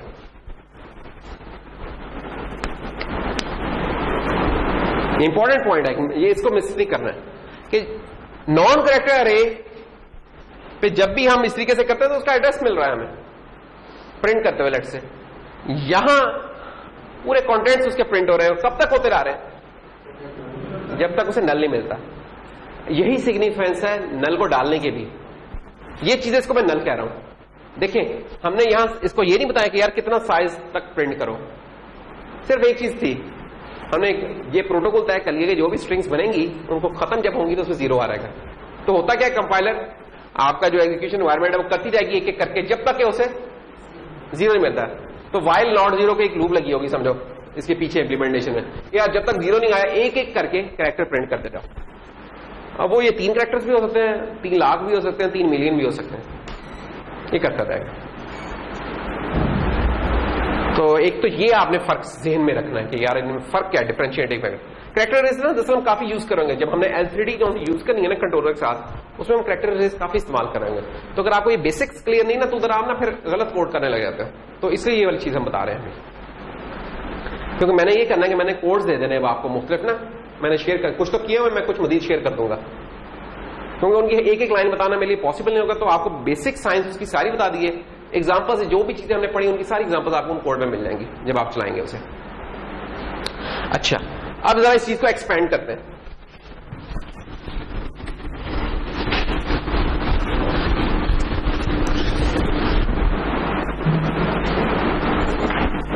आपने नाम स्टोर करना है, आपने एलसीडी के ऊपर से नाम प्रिंट कराना है, तो आप क्या करेंगे? अब आपको नहीं पता कि उस नाम के कितने कैरेक्टर्स हो सकते हैं, तो आप डिफाइन कर लेंगे कि यार मैक्सिमम कितने कैरेक्टर्स का नेम मैं अलाउ करूं। जैसे आप कहते हैं 16 कैरेक्टर्स का नेम मैं अलाउ कर देता हूं। वैसे तो शायद नाम छोटे होंगे, बाबर अली हो गया, अब ये आ रहेगा कोई 9 कैरेक्टर्स में आ रहेगा। मुस्ताब हैदर ये शायद 15 कैरेक्टर्स में आ रहा है, ये शायद 16 भी ले ले। तो चलो हम 16 में क्या 32 कैरेक्टर्स कर देते हैं यार, चलो 32 कैरेक्टर में तो सारे आ रहेंगे। तो हम कह देते हैं कैरेक्टर नेम 32 ये ले। और एक और अगर काम कर ले तो अच्छा हो रहेगा। ये चीज क्या कर रही है ये तो आपको बताया हुआ है, ये पूरी की पूरी अरे को 0 कर देगी, पूरी अरे को, यानी कि नल डाल दिया इसने तमाम। फायदा क्या हुआ? अगर फौरी अभी आप प्रिंट करना चाहते हैं सी आउट या प्रिंट एफ करके, लेट्स से इसको मैंने प्रिंट करना, printf name equal to %s string का स्पेसिफायर यूज होता है, और आपने लिख दिया नेम, ये प्रिंट एफ की कमांड है। तो स्क्रीन पे क्या प्रिंट होगा? कुछ भी नहीं। क्यों? पहली बाइट पे उसे 0 मिल जाना है, तो एम्प्टी होगा। फिर आप क्या कहते हैं? आप कहते हैं कि यार अच्छा चलो इसके अंदर ना कोई डाल देते हैं चीजें। फिर तो आप क्या करेंगे, जो स्ट्रिंग लाइब्रेरी थी उसमें तो आप किस तरीके से डाल देते हैं, आप ये लिख देते थे कि नेम इक्वल टू अली लिख देते थे। यहां ये काम नहीं हो सकता। यहां आपको जो स्ट्रिंग की लाइब्रेरी है आपको ना एक यूज करनी पड़ेगी, hash include string dot H, जिसके अंदर इसके हेल्पिंग फंक्शंस डिफाइन है। तो एक उसमें फंक्शन क्या होगा, स्ट्रिंग कॉपी का, स्ट्रिंग कॉपी। ये स्ट्रिंग कॉपी क्या करेगा, आप इसे डेस्टिनेशन बता दें और आप बता दें क्या कॉपी करने जा रहे हैं। जैसे क्या नाम है आपका पूरा, निशान हैदर, निशान हैदर, इसे कॉपी कर। अब ये कॉपी हो जाएगा किसके अंदर, नेम के अंदर। शर्त क्या है इसमें, अगर गौर करें कि नेम की अरे पहले बनी होनी चाहिए और उसमें इतनी एनफ जगह होनी चाहिए कि वो जो कैरेक्टर्स आप कॉपी कर रहे हैं वो सारे उसमें आ सके। छूट जाए तो कोई मसला नहीं, लेकिन ओवरफ्लो नहीं होना चाहिए, नहीं तो गड़बड़ हो रहेगी। हो सकता है आप इसका जीरो कैरेक्टर भी खा रहे हैं, ये भी शायद मसला है। तो स्ट्रिंग कॉपी, अब आप प्रिंट करवाएंगे इस नेम को तो अब निशान है प्रिंट हो जाएगा। ठीक, दूसरी चीज ये जो आपने बनाई है, इस तरीके से जब आप कैरेक्टर अरे बनाएंगे, या अब कैरेक्टर अरे को मैं स्ट्रिंग कहने लग जाऊंगा, ठीक है। ये इस तरीके से जो आप स्ट्रिंग बनाएंगे, ये जो स्ट्रिंग बनेगी ये डेटा मेमोरी में बनेगी, आपकी डेटा मेमोरी में बनेगी। दूसरे लफ्जों में आप इसको, इसके कंटेंट्स चेंज कर सकते हैं। जो भी चीज डेटा मेमोरी में बनती है, वेरिएबल्स जितने भी आपके डेटा मेमोरी में बनते हैं, उनको आप चेंज कर सकते हैं। यानी कि अभी मैंने निशान है लिखा, बाद में मैं इसमें मैं कॉपी करवा के उसामा फारूकी भी लिखवा सकता हूं, ठीक है, कोई हर्ज नहीं। तो ये जो सी है ये डेटा रैम में बनेगी। हम ना स्ट्रिंग कांस्टेंट्स भी बना सकते हैं। उसके बनाने के तरीकेकार क्या होता है, वो ये होगा 4 star S equal to let's say MCU, ये लीजिए, ये भी एक स्ट्रिंग बनी है, लेकिन फर्क है इसमें, गौर करें। यहां अरे स्टाइल में बनाई थी, यहां हमने पॉइंटर स्टाइल में बनाई है, और वो पॉइंटर की भी जो वैल्यू है वो फिक्स है, कांस्टेंट, ये चेंज नहीं हो सकती बाद में। ये वाली जो स्ट्रिंग है ये कोड मेमोरी में जा रही होगी या प्रोग्राम मेमोरी में जा रही होगी, और प्रोग्राम मेमोरी जो सी होती है वो मॉडिफाइबल नहीं होती। तो this thing will go to program memory, this thing will go to data memory. अगर आपने देखने कोई ऐसी चीज है जिसको कांस्टेंट के तौर पे इस्तेमाल करना है तो इस तरीके से बनाइए। फायदा इसका क्या है, आपको बताना नहीं पड़ा कि कितनी लेंथ रखनी थी, चाहे तो आप यहां पूरा नॉवल लिख दें, एज लॉन्ग एज आपकी प्रोग्राम मेमोरी इसको परमिट करती है, तो पूरा नॉवल लिखना तो रख सकते, कोई मसला नहीं। और प्रोग्राम मेमोरी में जितनी जगह है उतनी बिलियन ऑफ बाइट्स की या गीगा ऑफ बाइट्स की, तो ठीक है, चल जाएगा। यहां लेकिन आपको प्री नॉलेज चाहिए इसका कि यार कितनी हो सकती है। लेकिन फायदा क्या है, यहां चेंज कर सकते हैं, यहां चेंज नहीं हो सकता। यहां चेंज करने लगे वो कहेंगे यार कांस्टेंट को चेंज कर रहे हो आप, गलत है ये चीज। साथ ही फिर वही हमारा पसंदीदा सवाल जो कि आदत है, कितना साइज है इस जगह इस चीज का,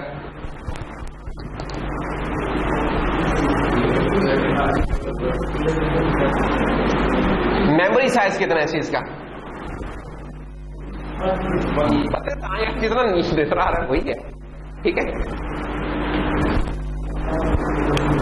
स्ट्रिंग लेंथ कितनी है इधर, जब हमने ज़ीशान हैदर डाला है तो स्ट्रिंग लेंथ कितनी है,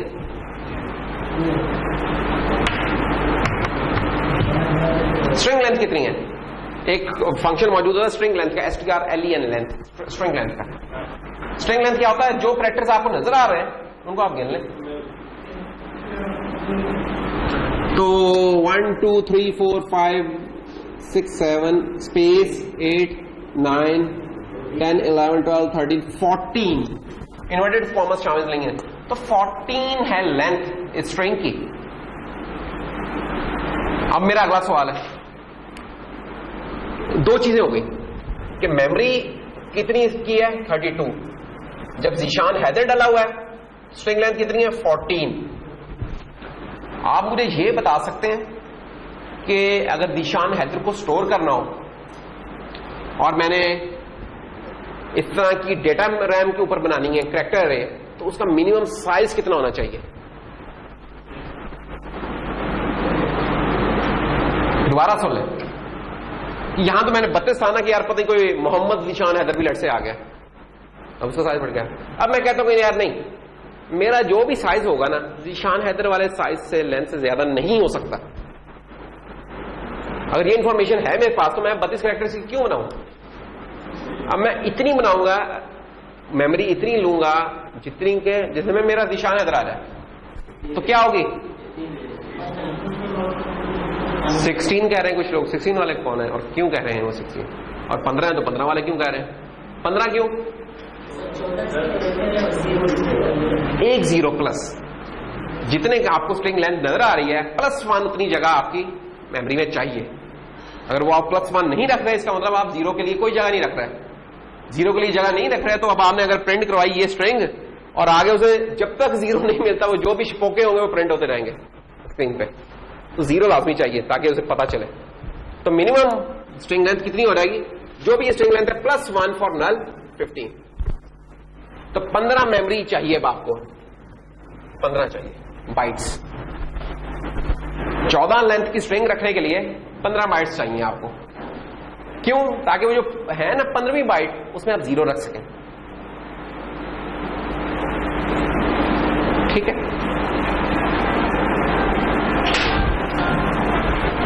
बहुत डिस्को हो गया। इसके साथ ही एक और इंटरेस्टिंग कॉन्सेप्ट, जब मैं ये चीज प्रिंट करा दूं स्क्रीन पे क्या प्रिंट होगा? जब मैं इस कार को प्रिंट कराना चाह रहा हूं स्क्रीन पे क्या प्रिंट होगा? SAA। अच्छा, अगर मैं एक थोड़ी सी इशारत करूं, इशारत ये करूं कि मैं कहूं यार कार 1 = 0, ये लिख दिया अलर्ट से। दूसरे लफ्जों में अब मैं इसको प्रिंट कराऊं तो स्क्रीन पे क्या प्रिंट होगा? सिर्फ S।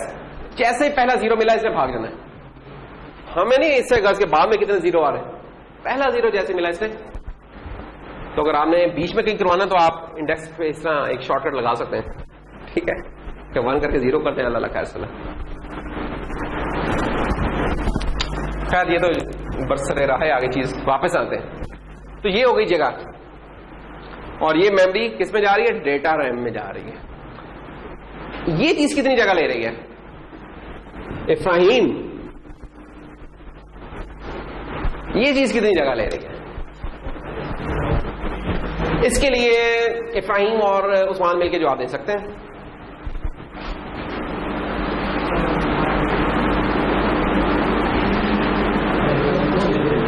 यार चलो कोई गैस वर्क तो तुम लोग बिल्कुल फिर बैठ जाते हो। हाँ, ये कोई इतनी लंबी गिनती तो नहीं थी जितनी ये थी। हाँ, 3 तो है ही है, नजर आ रहा।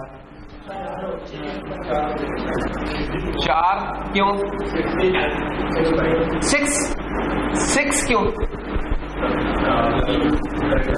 करैक्टर है, करैक्टर 2 बाइट्स का नहीं होता, 1 बाइट का करैक्टर। 4 क्यों?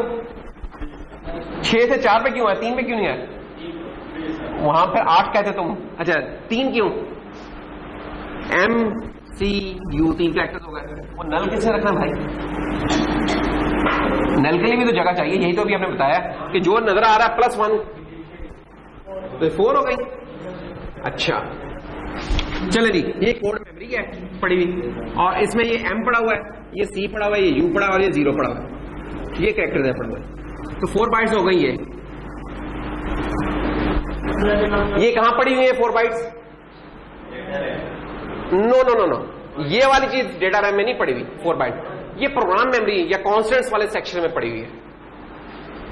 अच्छा, ये भी आंसर कंप्लीट नहीं हुआ, नोट ना करने लगना। तो 4 बाइट्स ये पड़ी हुई है, किस मेमोरी में पड़ी हुई है? प्रोग्राम मेमोरी में, या कॉन्स्टेंट्स वाले सेक्शन में पड़ी।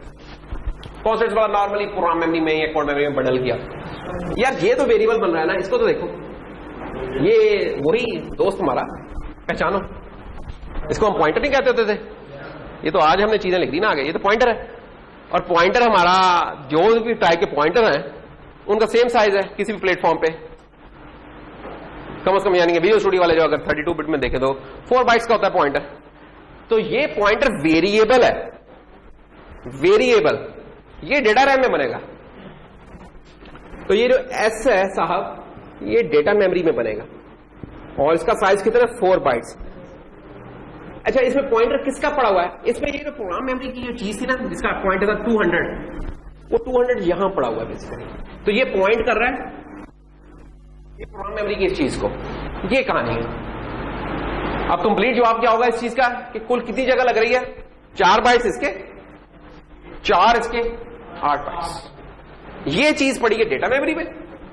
ये कॉन्स्टेंट्स कौन से हैं? ये प्रोग्राम मेमोरी में पड़े, क्योंकि प्रोग्राम मेमोरी में पड़े इसलिए अगर इस तरह की जो शरारत कर जो मैंने उधर की थी, मैं कोई यार इस तरह करते हैं चुप करके S1 में ना 0 डालते हैं और देखते हैं कि क्या बनता है। वो कंपाइलर नहीं आ रहे थे, वो कहते यार तुम कांस्टेंट को ओवरराइड करना चाह रहे हो, ये नहीं हो सकता, वो कंपाइल ही नहीं करेगा। कांस्टेंट को ओवरराइड करने से क्या काम मुराद है? वो ऐसे ही जैसे हम कह देंगे 3 = 7 करते हैं, ये नहीं ना हो सकता। 3 को हम 7 कहने लग जाए, 3 एक कांस्टेंट है, वेरिएबल होता तो 7 डालते हैं। तो इस तरह वो कह रहा है कि ये जो S1 है ना, ये भी अब इस कांस्टेंट इसमें चेंज नहीं कर सकता। तो ये थोड़ा सा छोटा कॉन्सेप्ट था इसका। अच्छा, लेकिन ये जो कैरेक्टर अरेज है आप लोग का कोई काम नहीं है। अगर आपके कंट्रोलर के ऊपर कोई LCD नहीं लगी हुई तो आपको ये कैरेक्टर अरेज शायद नहीं चाहिए, ठीक है? कोई चीज होगी तो प्रिंट करेंगे। अच्छा, अलबत्ता दूसरा यूज हो सकता है कि आप इन कैरेक्टर अरेज को, ये प्रिंटेबल जो चीजें इसको बना के सीरियल इंटरफेस के ऊपर फेंक दें, और वो सीरियल इंटरफेस आपका कंप्यूटर के साथ कनेक्टेड है, लैपटॉप के साथ कनेक्टेड है, इवन आपके मोबाइल फोन के साथ भी कनेक्ट होता है। तो वहां आप देख सकते हैं, वहां स्क्रीन है आपके पास, वहां देख लें, ठीक है? तो उसके लिए हम यूज करेंगे एक और चीज, इसको हम बोलते हैं sprintf, कि हम ना ये printf तो डायरेक्ट आपकी कंसोल पे कर देगा ना। sprintf क्या करता है? पूरी स्ट्रिंग बना के उसको मेमोरी में रख देते हैं, बफर को हम ट्रांसमिट कर देते हैं, लला का असला, जहां वो रिसीव होता है बफर उधर वो हम प्रिंट करा देते हैं। तो एक कमांड हुआ करेगी sprintf की, उसमें और printf में क्या फर्क है? कुछ भी नहीं, मेमोरी का फर्क है सिर्फ। printf की कमांड अभी मैंने दिखाई थी, ये थी printf की कमांड। अगर यही वाली चीज मैंने sprintf से करनी होती तो कैसे करता? फिर मैंने करना था sprintf, ये वाला काम मैंने करना था। बफर जो था उसका नाम लिखना था नेम, लेट्स से, या एक और बफर बना लेता हूं, कैरेक्टर बफ 64 लेट्स से। तो मैंने लिखना था बफ, और आगे पूरी की पूरी चीज लिख देनी थी, पहले ऊपर से नीचे ले आनी थी, ये नेम =%s नेम। अब होना क्या था, ये वाली चीज स्क्रीन पे प्रिंट नहीं होनी थी, इस बफर के अंदर कॉपी हो जाती थी फॉर्मेट होके, और इस बफर को फिर हम सेंड किया करेंगे। तो ये sprintf एक चीज है जो कि शायद आप ज्यादा इस्तेमाल करेंगे printf के मुकाबले में। तो ये इस तरीके से कैरेक्टर अरेज का हम इस्तेमाल होगा और ठीक से होगा हमारा, ठीक है, जब हमने सीरियल के ऊपर भेजना होगा।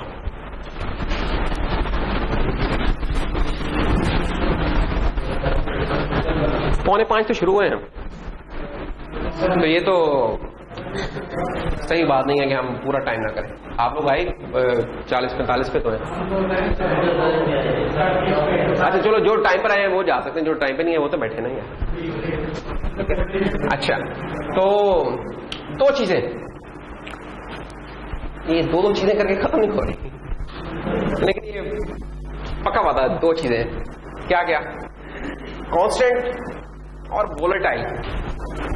ये भी बहुत जरूरी है, इंटरव्यू वाले आइटम्स हैं बेसिकली। ये सारे जो आज किए ना इंटरव्यू वाले आइटम्स हैं, उसमें कभी जाना है मेरिट वाले के इंटरव्यू में। अच्छा, कांस्टेंट क्या होता है? कांस्टेंट एक क्वालिफायर होता है बेसिकली आपके वेरिएबल का। वेरिएबल तो हम बनाते ही है ना, जाएंगे कैसे वेरिएबल होता है? शॉर्ट एस =3, फिर हमने लिखा इंट आई =-9। ये वेरिएबल नाम से सारे वेरिएबल क्या होता है? वेरी कर सके, चेंज कर सके। हम कल इस एस में उठा के 200 डाल दें तो मोस्ट वेलकम, इसलिए हमने बनाया। लेकिन हमारे कोड में कुछ कॉन्स्टेंट्स भी हो सकते हैं, और वो कॉन्स्टेंट्स हम कहते हैं एक दफा हम डिफाइन कर दें तो बाद में गलती से भी ना चेंज होता है। जानबूझ के तो कोई नहीं करेगा चेंज, लेकिन होता क्या मतलब गलती से चेंज होते हैं, गलती से ना कोई पाए। जैसे मैं यहां गलती से S1 में 0 डालना चाह रहा था, उसे मैंने रोक दिया, कंपाइलर ने रोक दिया। तो हमारे क्या होता है, कंपाइलर में कुछ ऐसे क्वालिफायर्स होते हैं, कीवर्ड्स होते हैं जो कि क्या करते हैं, हमें गलत काम करने से कंपाइलर लेवल पे ही रोक देते हैं, कंपाइलेशन लेवल पे। जो एरर हमारा कंपाइलेशन लेवल पे पकड़ा रहा है उसे फिक्स करना बहुत आसान, जो लिंकर लेवल पे पकड़ा रहा है उसे उससे मुश्किल, और जो रन टाइम पे पकड़ा जाए उससे अल्लाह बचाए, ठीक है, उसे पकड़ना उतना ही मुश्किल होता चला जाता है। तो हमारी कोशिश होती है कि रन टाइम के एरर्स को हम लिंकर लेवल पे ले आए और लिंकर लेवल वाली चीजों को कंपाइल टाइम पे ले आए। जैसे जैसे निचले लेवल पे लेंगे उतना पकड़ना हमारे लिए एरर आसान हो जाता है। तो यहां हम उस गलती से कैसे बच सकते हैं? हमने अगर एस को कहते हैं कि एस को कोई गलती से चेंज ना करे, जैसे मैंने अब गलती से चेंज कर दिया, कैसे गलती से चेंज कर दिया? ये वेरिएबल शायद फाइल में ऊपर कहीं डिफाइंड था, 200 लाइनों की फाइल थी, मैंने हफ्ते बाद खोल के जल्दी से चेंज मारी, तो मुझे याद नहीं था कि यार एस को तो कांस्टेंट रखना। अब इससे बचने का क्या तरीका है? हम एक क्वालिफायर यूज करें जिसका नाम है कॉन्स्ट। इससे पहले हमें क्या लिख देना है? कॉन्स्ट लिख देना है सिंपली। इससे क्या होगा कि ये चीज हो रहेगी कांस्टेंट। इसके इनफैक्ट अंडरलाइन दो फैक्ट होते हैं कि ये जो कांस्टेंट लिखा होता है ये एज इमीडिएट वैल्यू के तौर पर ट्रीट होता है, इमीडिएट वाली इंस्ट्रक्शन लग जाती है इसके ऊपर, और नंबर दो ये चीज इटसेल्फ कांस्टेंट हो जाती है। जब कांस्टेंट हो जाती है तो इसको हम चेंज नहीं कर सकते। अब अगर मैं ये चीज करूंगा तो ये चीज बिल्ड ही नहीं होगी। हैश डिफाइन जो है ना वो चेंज हो सकता है। देखो हैश डिफाइन में क्या होगा, ये हैश डिफाइन का मसला है बेसिकली। हैश डिफाइन मैंने अगर किया हो ना S3, अगली लाइन में मैं हैश डिफाइन S5 भी कर सकता हूं, कोई रोक टोक नहीं है। हैश डिफाइन के दो मसले हैं बेसिकली। नंबर एक, वो दोबारा रीडिफाइन किया जा सकता है। नंबर दो, उसमें कोई टाइप क्वालिफायर नहीं है कि उसकी साइज क्या हो सकता है, इंट होगा, कैरेक्टर होगा, शॉर्ट होगा, क्या होगा। कॉन्स्ट हमें ये चीजें दे रहा है, कॉन्स्ट में एक दफा बन गया फिर अब चेंज नहीं हो सकता। नंबर दो, ये हमें उसकी टाइप भी बता रहा है कि शॉर्ट है, कैरेक्टर है, स्ट्रिंग थी, क्या थी, ये दोनों चीजें बता रहा है। अगर कोई अभी कोई पूछे कि यार डिफाइन की बजाय कॉन्स्ट क्यों यूज करना चाहिए, तो ये इसका आंसर है, ये क्यों यूज करना चाहिए कि इसको एक तो दोबारा हम अब छेड़ नहीं सकते। नंबर दो, हमें टाइप की इंफॉर्मेशन भी पता चली, इसकी टाइप क्या है, मेमोरी में एक चीज की नहीं जगह ले रही। ठीक है, तो कॉस्ट है। अच्छा, इसका फायदा क्या हो सकता है? एक पॉसिबल फायदा, कॉस्ट टाइप के जो वेरिएबल्स होते हैं ना, अगर पॉसिबल हुआ तो कंपाइलर इसको ना अपने करीब रखना चाहेगा। करीब से कहां हो सकता है, इसको रजिस्टर में रखना चाहे या L1 कैश में रख देगा, L2 में रख देगा। अगर रजिस्टर में रखना उसके लिए वैसे एक और होता है क्वालिफायर, वो होता है रजिस्टर का। ये तो कॉन्स्ट है, कॉन्स्ट तो कहता है चेंज नहीं करूंगा। एक और क्वालिफायर होता है register short S equal to 7, S की बजाय X कह देते हैं। ये क्वालिफायर क्या कर रहा है? रजिस्टर ये कह रहा है कि यार कोशिश करो, अगर पॉसिबल है, जबरदस्ती नहीं, अगर पॉसिबल है तो इस वेरिएबल को, इसको हमने भाई बहुत बार बार यूज किया करना है, तो एम फॉर्म का तुम हर दफा मेमोरी से उठा के लाया करोगे, तो क्यों ना इसको तुम अपने प्रोसेसर के रजिस्टर के अंदर ही रख लो। इस कमरे में कोई चीज बार बार यूज होनी है, जैसे डस्टर है, तो हम कहते हैं क्यों ना यार इधर ही पढ़ाओ, हर दफा क्यों लेके आना। तो रजिस्टर बेसिकली कंपाइलर को एक इशारा देता है कि यार ये एक ऐसी चीज हो सकती है जिसे अगर तुम्हारे लिए पॉसिबल है तो इस कमरे में ही रख लो। तो रजिस्टर ये चीज है। कौन सा एक लहदा चीज हो गई। और तीसरी चीज क्या हो गई हमारी, वो है वोलेटाइल।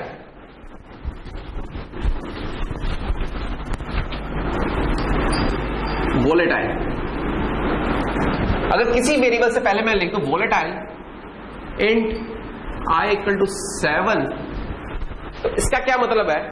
इसका मतलब ये है कि हम कंपाइलर को सजेस्ट कर रहे हैं कि भाई जब भी इस वेरिएबल को रीड करना हो तो हमेशा इसकी जो लोकेशन है, मेमोरी लोकेशन जो इसकी जहां स्टोर होता है, वहां से उठा के लाया करो। इसको कैश ना करना, इसको रजिस्टर में ना रखना। इसको तो हम कह रहे थे ना रजिस्टर में रख लेना, इसको हम कह रहे हैं कि नहीं, इसको ना रखना। क्यों? क्योंकि ये आई वेरिएबल चेंज हो सकता है हमारे नॉलेज में आए बगैर। किस तरह? कोई एक्सटर्नल इंटरफेस जो होता है ना, कोई एनालॉग एडीसी जो होता है वो इसमें लिखवा सकता है आई में। फॉर एग्जांपल कोई पोर्ट की आईओ थी, वो इसके साथ टाई थी, तो कंपाइलर को किस चीज लिखवाने का पता होता है? कंपाइलर को ये पता है I इक्वल टू 9, कंपाइलर को पता है कि इसमें 9 लिखा जा रहा है, कंपाइलर अपने पास रिकॉर्ड रखेगा। लेकिन अगर ये I फीड हो रहा है किसी पोर्ट से, वो हम देखेंगे कैसे फीड होता है, उस केस में प्रोसेसर को नहीं पता होगा कि इसमें चेंज आ चुकी है, वो ये समझने का चेंज नहीं आई हुई। अगर वो ये समझने का चेंज नहीं आई हुई तो क्या करेगा? जो कॉपी उसके पास रजिस्टर में पड़ी हुई ना वही यूज कर लेगा, जो कि गलत कॉपी है। हम कहते हैं नहीं, हमेशा सोर्स से दोबारा लेके आओ चीज, हमेशा। तो वोलेटाइल कहता है प्रोसेसर को कि भाई मेरी वैल्यू को कैश ना करना, रजिस्टर में ना रखना, कैश ना करना, हमेशा जब भी हो इसको उठा के जो सोर्स पॉइंट था उधर से लेके आया करो, क्योंकि हो सकता है ये चेंज हो चुका हो पीछे से और प्रोसेसर को इसका पता ना हो। जब भी आप देखें कोई वेरिएबल ऐसा है जो कि आपके नॉलेज में आए बगैर चेंज हो सकता है, और वो कौन सा वेरिएबल होता है जो कि नॉर्मली आपके इंटरफेसेस के साथ जुड़ा होता है, फिजिकल इंटरफेसेस के साथ, हार्डवेयर, उसे वोलेटाइल बना लें, काफी सारे मसलों से बच जाएंगे आप लोग। ठीक है, तो ये था वोलेटाइल, कॉन्स्ट और रजिस्टर, और इन तीनों के अपने अपने यूज है और ठीक से यूज है। वोलेटाइल हम काफी यूज किया करेंगे। ठीक है, तो इसके साथ ही हमारी जो जनरलाइज सी की डिस्कशन थी जो कि हमारे लास्ट लेक्चर में होनी चाहिए थी खत्म, वो खत्म हो गई। जो कुछ चीजें, जो थोड़ी सी चीजें अभी बस 1 मिनट वो हम जरा बता दें। एक तो क्विक सा ये मैंने गो थ्रू कराना, ये चीजें ली हुई हैं कहां से, पिक 18 का जो कंपाइलर है XE8 कंपाइलर है, उसकी पीडीएफ से ली गई हैं चीजें, XE8 कंपाइलर गाइड से। इसमें कुछ पॉइंट्स में बस अभी हाईलाइट करने हैं, चीजें बताई हुई, सिर्फ डिफरेंसेस बताने हैं इसमें। मसलन क्या डिफरेंस है, पिक 18 का जो कंपाइलर है उसके अंदर जो स्टैंडर्ड टाइप्स थी वो तो थी, कुछ नई डेटा टाइप्स भी हैं। वो कौन सी, बिट की टाइप है जो स्टैंडर्ड सी में नहीं है, एग्जिस्ट करती, C++ में कोई एग्जिस्ट नहीं करती, लेकिन पिक 18 के कंपाइलर में एग्जिस्ट करती है। पिक 18 के कंपाइलर को मैं क्या कहा करूंगा, XE8 कंपाइलर या पिक कंपाइलर। ठीक है, जब भी मैं कहूंगा पिक कंपाइलर, XE8 कंपाइलर, तो उसमें ये चीजें एग्जिस्ट कर रही हैं। दूसरी बात, आप ये देखें कि इनके साइजेस वो नहीं है जो कि अभी तक हम डिस्कस करते आए थे। बिट का तो चलो एक ही बिट है, इंट 16 बिट्स का है, 32 बिट्स का नहीं है। लॉन्ग जो कि 8 बाइट्स का होता है VLC के अंदर, यहां 4 बाइट्स का है। शॉर्ट लॉन्ग एक और नई डेटा टाइप बना दी है जो कि 24 बिट्स की, जो है आज तक हमने कोई नहीं पढ़ी थी 24। तो ये कुछ नई चीजें हैं इसके अंदर, लेकिन इन दी एंड ये टाइप्स ही हैं। ठीक है, जो चेंजेस थी वो आपको बता दी, इनकी ट्रीटमेंट क्या है। अच्छा, और ये थोड़ी सी उसी की डिस्कशन कि बिट और शॉर्ट लॉन्ग वो हैं जो कि स्टैंडर्ड सी में एग्जिस्ट नहीं करती, ये सिर्फ पिक के कंपाइलर में एग्जिस्ट करती हैं। एक बात। नंबर 2, जो भी हमारे वेरिएबल्स हैं, ये टाइप्स हैं, लिटिल एंडियन में स्टोर करेंगे। ये हमारी चीज विजुअल स्टूडियो वाले के साथ भी काम बनती है, उधर भी हम लिटिल एंडियन में कर रहे थे स्टोर। लिटिल एंडियन क्या का मतलब है कि लोअर एड्रेस ऑफ मेमोरी पे जो चीज पड़ी है वो लोअर बाइट में जाएगी, उससे ऊपर वाली उससे ऊपर में आएगी। इस चीज को हम कुछ अगले नेक्स्ट वीक वाले लेक्चर में हम डिटेल में देख लेंगे। नंबर 3 चीज, पिक कंपाइलर के अंदर अगर हमने किसी चीज का साइन नहीं बताया तो वो साइंड है बेसिकली डेटा टाइप उसकी। सिर्फ एक एक्सेप्शन है, वो कौन सी, करेक्टर वाला जो केस होगा, जब हम सिंपल करेक्टर लिखा करेंगे, करेक्टर X, तो अनसाइंड हुआ करेगा। नंबर 3, जो बिट टाइप है वो हमेशा, बिट में तो कोई साइन का कॉन्सेप्ट ही ना हो सकता, क्योंकि साइन के बिट ही नहीं पॉसिबल, एक ही बिट है, या 0 है 1 है, तो वो अनसाइंड होगी। नंबर 1। और नंबर 2, वो जगह भी मेमोरी में एक ही बिट लेगी, बाइट नहीं लेगी। जैसे C++ के अंदर होता था ना, बूल की डेटा टाइप होती थी, वो जगह वो उतनी लेती थी पीछे, इंट जितनी जगह ले लेती थी, कैरेक्टर जितनी जगह ले लेती थी, यहां ये एक ही बिट लेती है। ये बड़े मजेदार चीज है बिट डेटा टाइप। नंबर 3, ये चीज वही है जो कि हमने पढ़ी हुई है कि कैरेक्टर को हम एज ए 8 बिट इंटीजर के तौर पे भी यूज कर सकते हैं, ASCII कैरेक्टर्स को स्टोर करने के लिए कर सकते हैं, और नंबर 3, IOS की लोकेशन के लिए भी यूज कर सकते हैं, तीनों कामों के लिए कर सकते हैं। ये डिफरेंसेस थे। अच्छा, ये बस हमारी 1-2 चीजें हमने फिनिश करना है आज। दरअसल हम इसको नहीं, हम इसको ड्रैग नहीं कर सकते कोई, बस अब मेरी खाते 10 मिनट और, चलो ना 5 ना 10, 8 मिनट पे डन करते हैं। आ जाओ आज। ये वही बिट की कहानी है कि वो एक सिंगल लोकेशन ले रही है। अच्छा, इस बिट को इस्तेमाल करते हुए ना थोड़ी सी एहतियातें करनी है। जो बिट टाइप है, डेटा टाइप, ये किसी फंक्शन का आर्गुमेंट नहीं हो सकती। ठीक है, ये हम कोई फंक्शन लिखेंगे पिक के कंपाइलर वाले कोड में, उसमें कोई आर्गुमेंट नहीं होता। रिटर्न टाइप हो सकती है लेकिन आर्गुमेंट नहीं हो सकती, एक बात। नंबर 2, इसका पॉइंटर नहीं बना सकते, बिट टाइप का हम पॉइंटर नहीं बना सकते। कैरेक्टर का बना सकते हैं, शॉर्ट का बना सकते हैं, सबका बना सकते हैं, लेकिन बिट का नहीं हम पॉइंटर बना सकते। तो ये दो चीजों का जरा ख्याल रखना है इसमें। और बाकी इनकी ट्रीटमेंट वैसे ही रहते, कोई अनसाइन करैक्टर की नहीं होती कि आप सिर्फ इसमें 0 मान लिखें, बाकी ट्रीटमेंट इसकी वैसी है। लेकिन जो डिफरेंशिएटिंग फैक्टर है अनसाइन करैक्टर से, ये 1 बिट ही जगह लेता है मेमोरी में, एग्जैक्टली 1 बिट ही लेता है। इसके लिए इन्होंने स्पेशल एक खाता रखा हुआ है पिक वालों ने कंपाइलर में इस पे। तो ये इसकी खास बात है। ये कंपैरिजन है विजुअल स्टूडियो के साथ। अगर आप देखें ना क्विक सा कंपैरिजन, कि बिट विजुअल स्टूडियो में अवेलेबल ही नहीं है, यहां है और 1 बाइट का 1 बिट की है। अब बाकी ये हैं जो साइज लिखे हुए नजर आ रहे हैं, जो द चेंज है वो रेड में हाईलाइट कर दिए कि इंट यहां 4 का था, यहां 2 बाइट्स का होगा। फ्लोट 3 का भी हो सकता है और 4 बाइट्स का भी हो सकता है। बाय डिफॉल्ट 3 बाइट्स का है, अगर हम एक फ्लैग लगा देंगे तो 4 बाइट्स का हो रहेगा। डबल भी बाय डिफॉल्ट 3 बाइट्स का है, एक फ्लैग लगा देंगे तो 4 बाइट्स का हो रहेगा। तो बाय डिफॉल्ट ये 3 का है, सिर्फ जब कोई फ्लैग लेंगे तो 4 का हो रहेगा। लॉन्ग भी चेंज है, सॉरी हाँ ये हाईलाइट नहीं किया, इसको मैं कर दूंगा, माय फॉल्ट, माय बैड। तो ये 4 बाइट्स का है। पॉइंटर्स इधर फिक्स होता था साइज इनका 4 बाइट्स, यहां ये 1 बाइट का भी हो सकता है, 2 का भी हो सकता है, 3 का भी हो सकता है। लेकिन आपको टेंशन लेने की जरूरत नहीं, ये कंपाइलर खुद ही मैनेज करेगा, आपको नहीं फिक्र होने की जरूरत, आपको मिल जाया करेगा। ठीक है, टिपिकली आप जब एम्परसेंड करके किया करेंगे आपको 3 बाइट का ये मिलेगा। ठीक है, बस खत्म हमारा काम। ये देखें, बस बस बस बस बस। तो ये थी, हाँ ओ सॉरी, यूनियंस का। यूनियंस वाले केस में, यूनियंस हमने अभी देखी थी जो विजुअल स्टूडियो वाले की दुनिया थी, यहां यूनियन बिट फील्ड्स जो थे, सॉरी बिट फील्ड्स जो थे विजुअल स्टूडियो की दुनिया में, उनकी मैक्सिमम की क्या बाउंड्री थी 32 बिट्स की।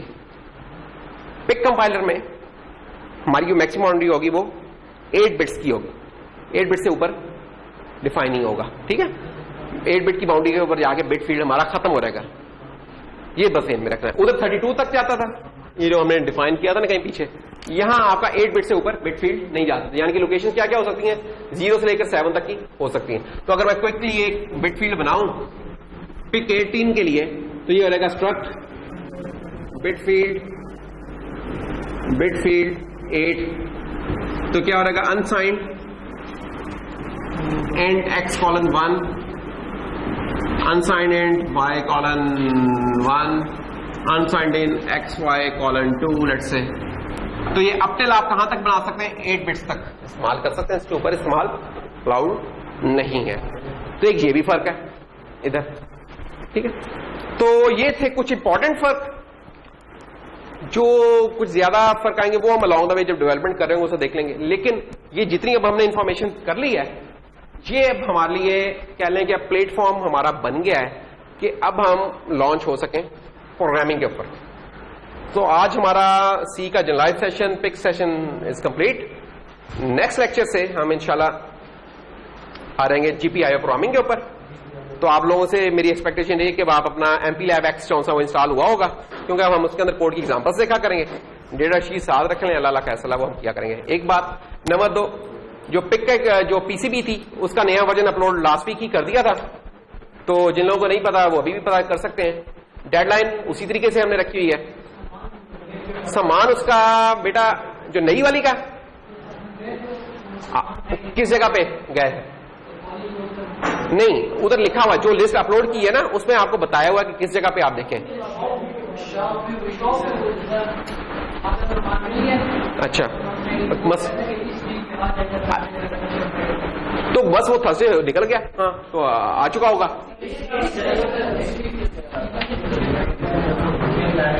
मैं उसे फोन करके पूछ लेता हूँ। मैं फोन करके पूछता हूँ। मैं फोन कर, थोड़ी सी बेसबारी सी हुई थी, क्या करें। अच्छा चले, वो चेक कर लेंगे। मैं कल उसकी डेडलाइन बता दूंगा, PCB की कल डेडलाइन बता दूंगा। नंबर 2, ये जो C सेशन थे हमारे, इनका कल क्विज होगा। That's all for now. Thank you.